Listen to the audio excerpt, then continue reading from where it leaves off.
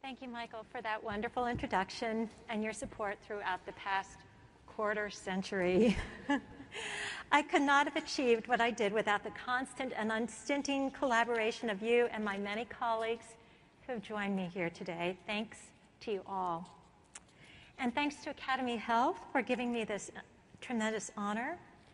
For the young investigators in the room, health services research, especially in 2010, seems to be the gift that keeps on giving. I hope you'll find the niche and the same excitement, pleasure, and reward in your work that I have.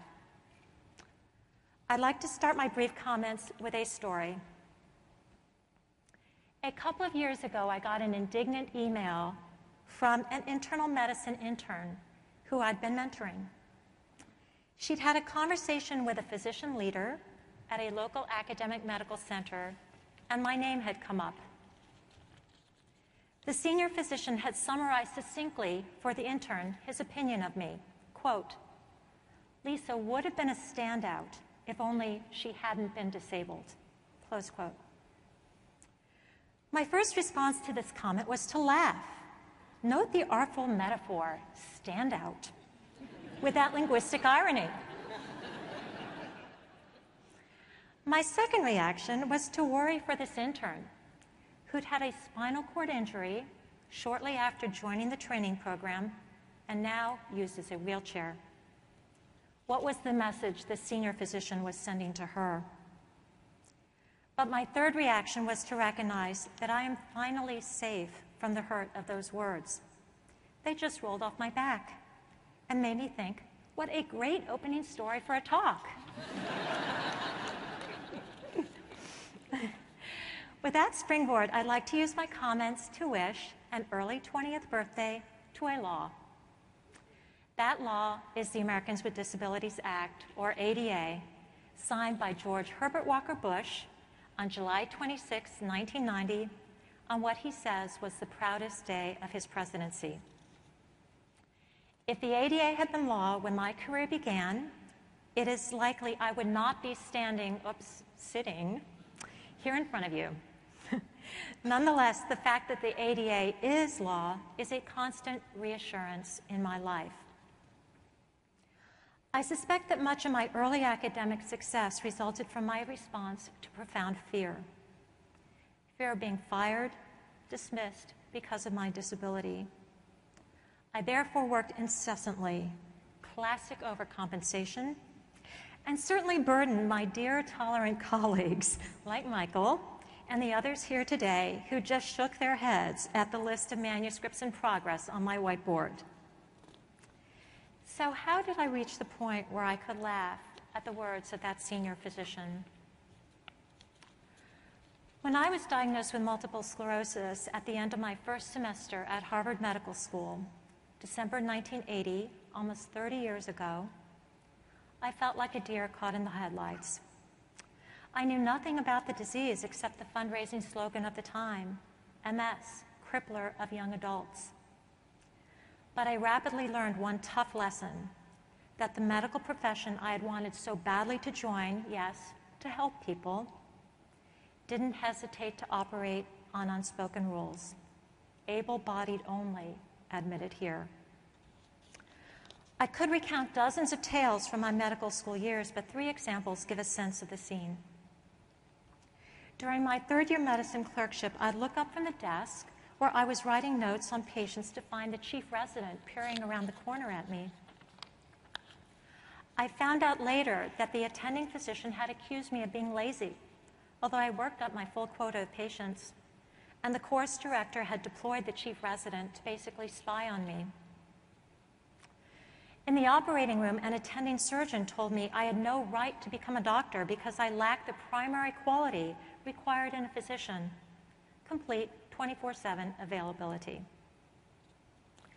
At a dinner for medical students with senior Harvard faculty, I asked the CEO at a major academic medical center advice about an internship. Maybe I could share a position or do it half-time. There are too many doctors in the country right now for us to worry about training a handicapped physician, he said. If that means someone gets left by the wayside, that's too bad. So it didn't come as a surprise when during my 4th year, my internship advisor told me the powers that be had discussed my case. They had decided to pass the hat to Department of Medicine chairs at Harvard teaching hospitals to get donations or a salary for me. They thought they could offer me a position, but it would not be board eligible, and they'd only pay me $3,000, although the starting salary at that time was $26,000. That was an offer I could only refuse, so I had to look for a job. One man who interviewed me paused, steepled his fingers, and said, "I have 3 choices. Either hire you because I feel sorry for you, or not hire you because I don't want to deal with your MS, or look at your CV and see if you're qualified." Another said he'd offer me a job, but only at half pay, because he was sure I would only work 40 hours a week, and full-time with his group was 80 hours. I finally got a job as a research assistant because Howard Hyatt, the dean at the Harvard School of Public Health, telephoned a friend. Once I got that job, I worked with a frenzy to ensure I would keep it. Fortunately, though, I loved, 95% of what I did. The mid and late 1980s were another fertile time for health services research, and much of my success came from riding that lucky wave. Yet I also followed other rules. Medical school had taught me another big lesson: never, ever talk about my MS. Can't be cured, so don't mention it. And for a dozen years, I virtually never, ever talked about it. 6 years after graduating, I was welcomed warmly back to Harvard as a faculty member by some of the very people who had quasi-offered me jobs only those half-dozen years previously, although it was clear they didn't remember a word of those conversations. In my new incarnation, I found a supportive environment and wonderful colleagues. Nevertheless, I learned that disability stigma remained post-ADA more subtle and hard to combat. In the late 1990s, I traveled to a large university to be interviewed for an endowed professorship. A few days before the trip, I telephoned the administrative assistant who had arranged the meeting logistics just to make sure the locations were wheelchair accessible. There was silence on the phone. "We didn't know you use a wheelchair," said the assistant. I made the 2-day visit, and the physician who led the recruitment rarely looked me in the eye and did not say goodbye at the visit's end. I never heard another word from them. But how could I possibly complain? Dr. So-and-so didn't look me in the eye and didn't say goodbye. I'd sound like a fool saying that. I only started talking about my wheelchair because other people started to talk to me about it. The day of Oprah had dawned, and people had intimate conversations with strangers. In airports, shops, many places I'd go, people would come up to me and ask me how to get a scooter for themselves, their parents, other relatives, friends, tell me details about their lives and difficulties walking. With recognition of the irony, I felt I could do some good for other persons with disabilities precisely because I had authority from that medical degree. So I shifted my research focus. I went from doing logistic modeling on data sets with 2 million observations to sample sizes of 20. I'm so grateful that many interviewees welcomed me into their homes and generously told me stories of their lives. But I cannot talk about disability without returning to the ADA. Things are still complicated. Even success can come with its little zap. Maybe not outright discrimination, but something that makes me nervous, vigilant, slightly on edge. I was promoted to full professor at HMS at a time, yes, only 12 years ago, when it was still relatively rare for women to obtain that rank. The man who promoted me, my fearsome department chair, patted me on the head when he saw me at the annual departmental dinner shortly afterward. I have lead authored 2 papers that show disparities in cancer care for persons with disabilities, similar to those identified for racial and ethnic minorities, and using similar databases and research methods.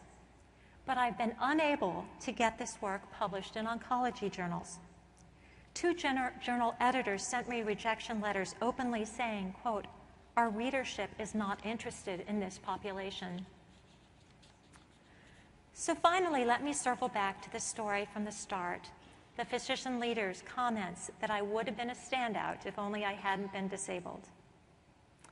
The ADA can't mandate attitudes. Perhaps the next generation will offer attitudinal changes. I want to be hopeful. But as we near the 20th birthday of the ADA, perhaps it would be helpful to remember a major reason that it passed, that over our lives, everyone is touched at some point, in some way, by disability. In ourselves, a parent, another family member, a dear friend. Disability rights thus aren't something we seek only for others. We must also seek it for ourselves and the ones we love. Thank you again for this tremendous honor and for letting me speak to you today.